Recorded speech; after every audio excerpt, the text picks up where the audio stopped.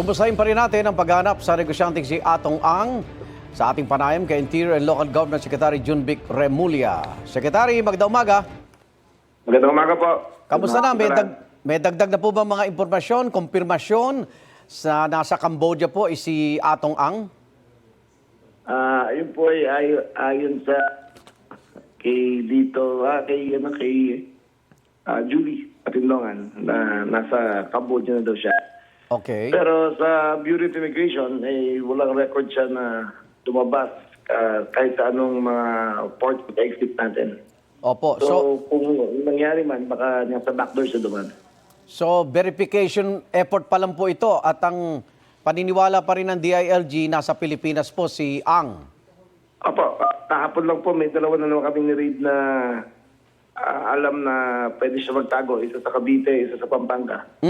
Negative pareho ang search effort. So far, naka-14 na kaming lugar na tinignan kung pwede siyang katago ron. Lahat negative so far. Negative. Okay. Kakausapin niyo ba si Pangulong Bongbong Marcos na makipag-usap na sa pamahalaan ng Cambodia kaugnay nitong mga impormasyon kay Ang?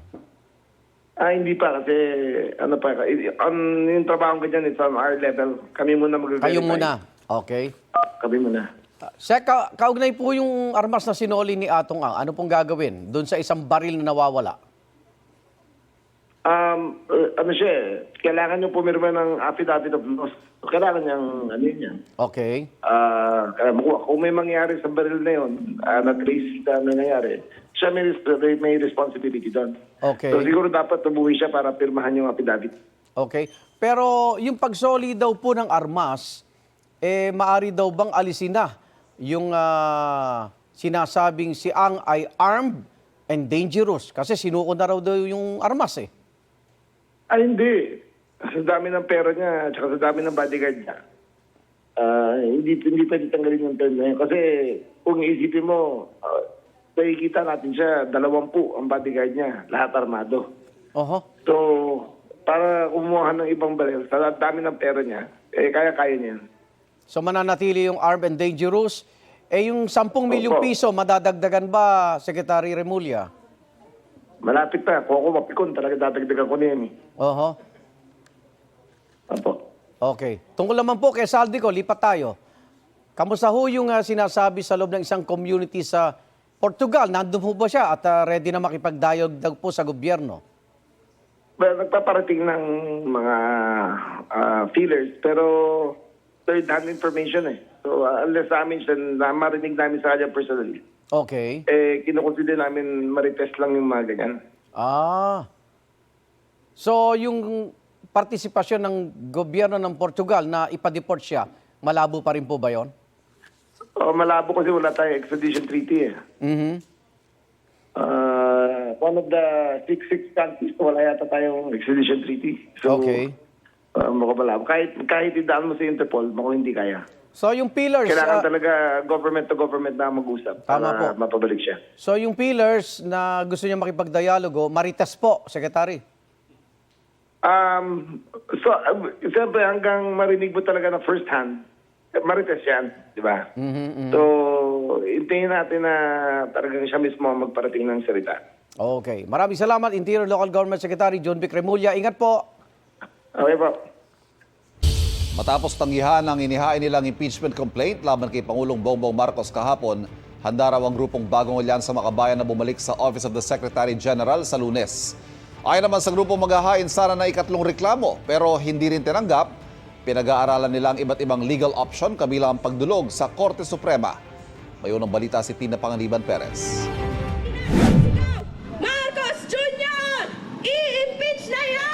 Ang ikalawang impeachment complaint laban kay Pangulong Bongbong Marcos. Ihahain sana ng grupong Bagong Alyansang Makabayan at mga kaalyado nito. Pero na magtungo sila sa Office of the Secretary General, tumanggi ang Executive Director ng tanggapan na tanggapin ang reklamo dahil nasa abroad si House Secretary General Cheloy Garafil. Ayon sa kanya, wala siyang authority to receive the complaint.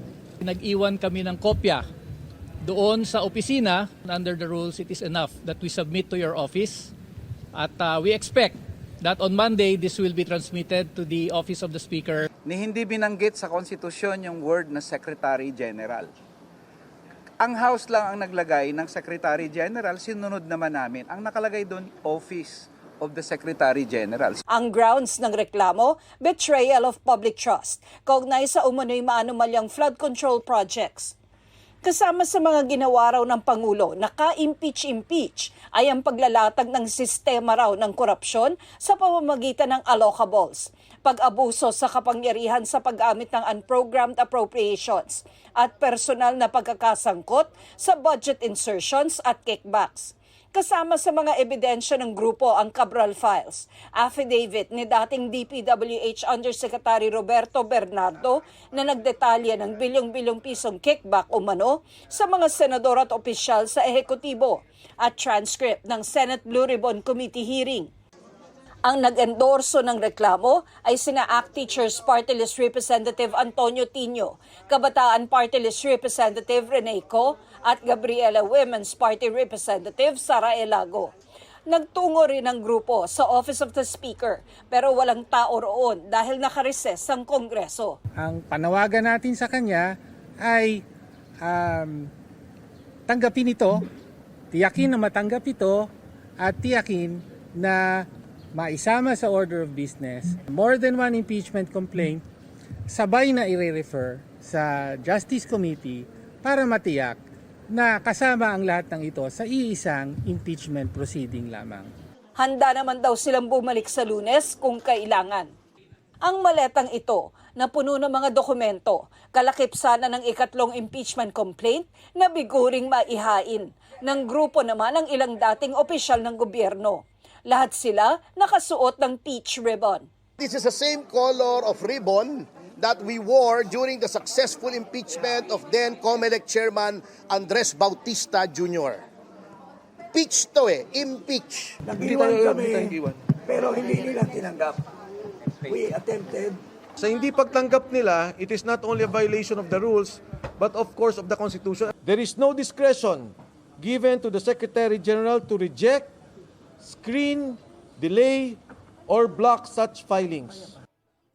Ang binanggit na grounds ng ikatlong reklamo ay culpable violation of the Constitution, betrayal of public trust, graft and corruption, at other high crimes. Hindi pinangalanan kung sinong mga incumbent na kongresista ang nag-endorso ng reklamo dahil hindi naman daw ito tinanggap.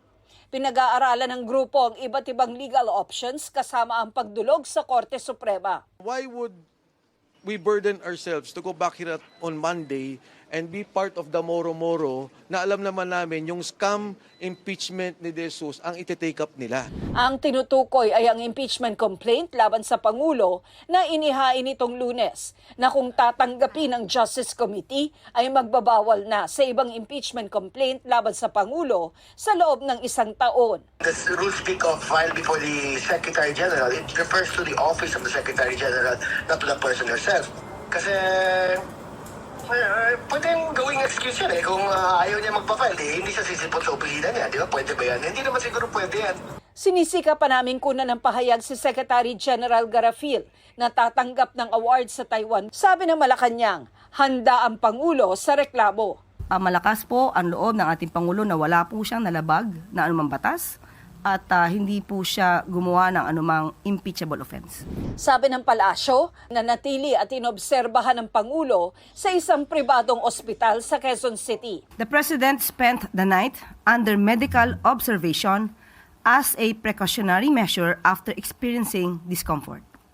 His doctors advised rest and monitoring, and his condition remains stable. Balik Malacanang na siya. I'm fine. I'm feeling very different from the way I was feeling before. Naayos na yung problem. What happened was I now have diverticulitis. It's a common complaint amongst apparently people who are heavily stressed and people who are, I have to admit, growing old. Ang diverticulitis ay pamamaga ng bahagi ng large intestines na nagdudulot ng matinding pananakit ng tiyan.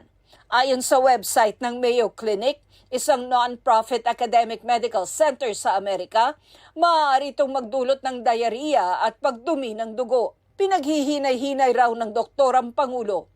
Pero tila imposible ito ayon sa kanya sa dami raw ng kanyang trabaho. Pero kanselado na rin ang nakataktang pagpunta niya sa labas ng Metro Manila. So sir, ano mensahe niyo doon sa mga taong nais na kayo mawala sa pwesto? Okay, huwag kayo muna masyadong excited dahil it's not a life-threatening condition. The rumors of my death are highly exaggerated. Ito ang unang balita. Tina Panganiban Perez para sa GMA Integrated News. Punong-puno ang schedule ng mga aktibidad sa Iloilo City para sa Dinagyang Festival. Sa mga gustong dumalo sa pista, may paalala mga otoridad sa mga bawal dalhin. At live mula sa Iloilo City, may unang balita si Kim Salinas ng GMA Regional TV. Kim? Igan, kasabay ng pagsisimula ng main activities sa Dinagyang Festival, nagpaalala ang pulisya sa publiko na maging mapagmatsyag at alerto para hindi mabiktima ng mga mananamantala. Mahigit 150 na cellphones na ninakaw umano ang narecover ng mga otoridad sa isang gadget shop sa Cebu City. Napag-alamang ninakaw ang mga ito sa Sinulog Festival.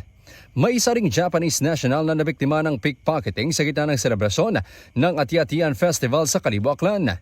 Noong nakaraang Dinagyang 2025 naman, 30 cellphones ang narecover mula sa mga nahuling magnanakaw na mula pa raw sa Tondo, Manila. Ang mga modus ng pananalisi ang mahigpit na tinututukan ng Iloilo City Police ngayong taon. We have already given that information to other intelligence unit for the verification and eventual arrest if ever there are really possible na nandito sila. 7,000 na police personnel at force multipliers ang nakabantay na sa festival grounds at judging areas. Ilan sa akbang ng mga otoridad ay ang mahigpit na inspeksyon at pagsasagawa ng checkpoints. Dapat magmatsyag tayo and with it also sa mga sa mga tindahan or sa mga business na huwag sila basta ma-distract sa mga mayroon silang customer at talagang watchful sila and mindful kung sino yung mga tao na sa paligid nila. Ipinagbabawal ang mga kutsilyo, baril at iba pang matutulis na mga bagay, baso, lata at bote ng inumin o soft drink at mga bagahe, bags katulad ng backpack. Kahapon, opisyal na ring binuksan ang food festival sa ilang pangunahing kalsada sa Iloilo City. Bida ang masasarap na Ilonggo food gaya ng binakol, kadyos baboy langka o KBL at inasal. Sina Bea, 35 taon na raw na lumalahok sa food festival. Worth it daw ang pagod at puyat sa kikitain ng ilang araw dahil sa inaasahang pagnagsa ng mga bisita. Available ang amon nga barbecue, which is pork, may chicken man kami, may seafood man, and also excited gid because every year mo na look forward namon nga celebration. Mamayang hapon ang fluvial procession at mamayang gabi naman ang illumination. Bukas na ang kasadyahan sa Kabanwahanan kung saan 8 mga grupo mula sa iba't ibang bayan ang maglalaban-laban. Sa Linggo, ang Dinagyang Tribes Competition. 7 tribo naman ang magpapakita ng kanilang makukulay at world-class performances.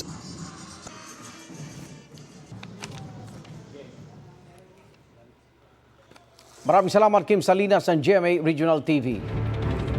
Hanggang Pebrero pa ang inaasahang magtatagal ang malamig na hanging amihan sa bansa ayon sa Pag-asa. Sa patuloy na pagbagsak ng temperatura, paano kaya ang diskarte ng ating mga kapuso para labanan ang tumitinding lamig? Yan ang unang balita ni Bea Pinla. Bea. Igan, kanya-kanya na ang diskarte ang mga nakausap natin ngayong umaga pangontra sa lamig. At ayon nga sa Pag-asa, tama ka, posibleng tumagal pa at lumamig palalo sa mga susunod na linggo. Balot ng jacket ang mag-inang sina Riza at Brianna. Pang-Bagyo na raw ang outfitan nila ngayong umaga dahil sa level ng lamig dito sa Quezon City nitong mga nakaraang linggo. Sobrang lamig. Sabi ko parang hindi na yung panahon ngayon. Kahapon, naitala ang pinakamababang temperatura sa Metro Manila sa kasalukuyang amihan season, 19.6 degrees Celsius sa Science Garden, Quezon City. Sabi ng Pag-asa, magpapatuloy ang epekto ng amihan sa bansa hanggang Pebrero. pwede pa itong lumakas at posibleng lalamig pa ang panahon sa mga susunod na linggo. Kapag ganito kalamig ang panahon, aminadong hirap bumangon at medyo tinatamad maligo ang ilang mga nakausap natin. Gusto mo na lang maghapon matulog. Sobrang sarap matulog, siyempre malamig. Diba? Minsan pag titignan mo, ano ba yan? Parang nakakatawad bumangon. Pero kailangan kasi siyempre. Ayan, pag sabi niya, mama maghilamos na lang ako kasi parang tinatamad siya kasi pag tuwing buhos, nagrereklamo siya malamig talaga yung tubig. Nangangamba rin daw sila sa epekto sa kalusugan nila ng malamig na panahon. Mabilis ang ubo ngayon. Kaya ito, yung anak ko, pag every time na talagang konting lamig lang, uboy na agad. May bakal pa ako sa likod. Pag malamig, ang bakal ko sa likod, impektado. Katulad ngayon, namaman dito. Parang tinusok-tusok ng daliri ko ng karayom. Paano kaya ang diskarte ng ilan pangontra lamig, lalo na yung maaga pa lang, kailangan ng maghanap buhay? Sobrang lamig kasi talaga. Parang gato sa malamig na panahon. Lalo na sunod-sunod na ngayong mga papasok ng February. Susuot tayo ng mga makakapal na damit para hindi tayo pasukan ng lamig sa katawan. Tsaka naghahaplas din para yung lamig malabanan.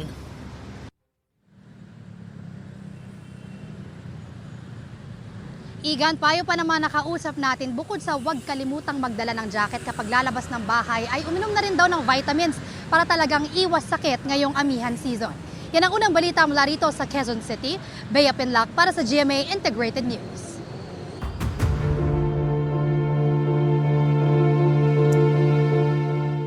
Nakatakdang basa ng sakdal ngayong araw si dating Senador Bong Revilla sa Sandigan Bayan. Para yan sa kasong malversation of public funds through falsification of public documents at kaugnay sa Ghost Flood Control Project sa Pandi, Bulacan. May unang balita, live si James Agustin. James, dakal sa basi. Yes, Igan, alas 7:26 ngayong umaga na lumabas ang convoy lulang si dating Senador Bong Revilla at mga kapwa niya akusado mula rito sa Quezon City Jail Male Dormitory sa Payatas. Patungo na ito ngayon sa Sandigan Bayan para sa pre-trial at arraignment ngayong umaga sa kinakaharap nilang malversation case na may kaugnayan sa Ghost Flood Control Project sa Pandi, Bulacan. Kabilang sa mga kapwa-akusado ni Revilla ang mga dating DPWH Bulacan engineers na sina Bryce Hernandez, JP Mendoza, RJ Dumasig at Finance Section Chief Juanito Mendoza. Maigpitigan yung seguridad na pinapatupad ng mga tauhan ng Bureau of Jail Management and Penology at Philippine National Police. Kasama rin sa convoy yung nakita natin may isang bus ng BJMP at yung kanilang transport vehicle, maging isang ambulansya. Inaasahan na diringgin din ng anti-graft court ang mosyon ng kampo ni Revilla na mailipat siya sa PNP Custodial Center sa Camp Crame ngayong araw. Yung mga latest mula po dito sa Quezon City, balik sa Igan. Maraming salamat, James Agustin. Mga kapuso, pasado alas 7:30 na po ng umaga at sa mga sandali pong ito, kitang-kita natin na mas marami-rami na po yung mga namimili rito sa Agora Public Market dito sa San Juan. At kanina nag-rundown na po tayo ng mga presyo ng mga ilang mga gulay at karamihan po rito ay bumaba ng nasa 20 to 30 pesos na po dito sa Agora Market. Although generally ay bumaba siya ng 10 to 15 sa buong bansa. Samantala, ngayon naman po alamin na natin yung presyo ng mga bigas na talagang staple sa mga hapag ng mga Pilipino. Of course, nasa 40 pesos na nanatili kada kilo ang regular milled rice. Tapos, ito namang well-milled rice nasa 43 hanggang 47 pesos kada kilo. Ang special rice nasa 48 to 52 pesos kada kilo. At ang premium rice nasa 52 hanggang 60 pesos kada kilo. So, ngayon, ang sinasabi po sa atin, nagkasundo na po ang mga rice millers at traders na sa bagong presyo po ng palay. Ang buying price po ng wet o basang palay ay 17 pesos kada kilo. Ang dry o tuyong palay naman ay 21 pesos kada kilo. Epektibo ito sa ilang lugar sa bansa, partikular sa Nueva Ecija, Nueva Vizcaya, Pangasinan, Bulacan at Ilocos Region hanggang sa peak ng anihan sa Abril. Ayon sa Department of Agriculture, makatutulong po ang pagtatakda ng presyo ng palay para mapanatiling abot kaya ang presyo ng bigas sa mga pamilihan. So ngayon po, tanungin na po natin ang ilan nating mga kababayan na mga bumibili po dito sa Agora Market. Magandang umaga po sa inyo. Napansin ko po kayo na namimili ng bigas. Magkano po ba ang budget natin para sa bigas? Usually po, 50 per kilo. Okay. So, okay naman sa inyo kasi ang pasok ata sa 50 ay yung ano lang, special rice. Yes. So, okay naman po yung ano nun? Well, Lasa? kailangan mag-adjust kasi yung usually na binibili namin nasa 50 or 60 pesos na. So, hindi naman nagkakalayo yung lasa. So, okay lang. Oo, alright. So, ano pong pangalan po natin? Tim po. Tim. Thank you so much, Tim, Yes. sa inyo pong oras. At happy buying. Samantala, tanong pa tayo ng isa pa. Ito si ate. Nakita ko may mga stroller pa siya. Marami po ata kayong pinamili, ate. Para hindi na ako sumasakay ng tricycle, dala-dala ko ito pag namimili ako. Nakapaglakad din kayo. Twice a week ako namimili. Malapit alright. lang yung bahay namin. Okay. So, paano nyo, although, ano po ba mga binibili ninyo? Halimbawa, kagaya ngayon, mga gulay po. Mga gulay. Halimbawa, Bumaba pong presyo ng gulay. So, ano pong pakiramdam yung niyo iba, rito? yung iba, pero halimbawa ngayon magkakari-kari ako, alam ko mahalang sitaw ngayon, pechay na lang muna ilalagay ko kasi yun ang mas mura. Masarap din po ang pechay. Tapos kagaya nito, magluluto ako ng sa hapon naman, yung toge. Okay. Ang Lumpiang toge. nilalagay ko naman doon, hindi, ginigisa lang. Ginigisa lang. Yung mixed vegetable na. Okay, masarap po yun. Para mas mura-mura. Pwedeng yung lumpiang hubad, di ba? Hindi So, naman ang ginagawa niyo po, kung ano yung mura, binabudget. binabudget. Halimbawa, pakbet. Mix na rin yung mga chop na vegetable. Alright. Salamat po. Ano pong pangalan po natin? Juliet. Ingat po tayo. Thank you. Ate Juliet. Sige po. Samantala mga kapuso, good news din po no, sa mga bibili o yung gumagamit ng gasolina. Dahil po, merong nakaambang bawas presyo sa gasolina sa susunod na linggo. Ayon po sa Department of Energy, batay po sa 4-day trading, posible ang rollback na 5 centavos kada litro ng gasolina. Pero ang bad news naman po, nakaamba rin kasi ang dagdag na 80 centavos naman sa kada litro ng diesel. Dagdag din na 45 centavos kada litro ang posibleng galaw sa presyo ng kerosene. Ayon sa Department of Energy, posibleng makaapekto po sa oil price movement ang trade tension sa pagitan ng Amerika at European Union tungkol sa Greenland at ang mataas na demand sa petrolyo ng China. Isang robotic face na kaya mag-lip sync at gumaya sa paggalaw ng mukha ng taong binuo ng ilang engineer sa Amerika. These pieces feel so real. Why do they deceive me? Malasinger ang atake ng robotic face na yan na gawa ng engineers ng Columbia University. Gamit ang AI-generated na kanta, kayang igalaw ng robot ang bibig nito para sabayan ang kanta. Kaya rin itong igalaw ang mukha para maging natural ang pagsasalita o pagkanta. Ayon sa mga gumawa nito sa pamagitan ng proyekto, mas magiging maayos at madaling komunikasyon ng mga tao at robot sa hinaharap. Gusto mo bang mauna sa mga balita? Mag-subscribe na sa GMA Integrated News sa YouTube at tumutok sa unang balita.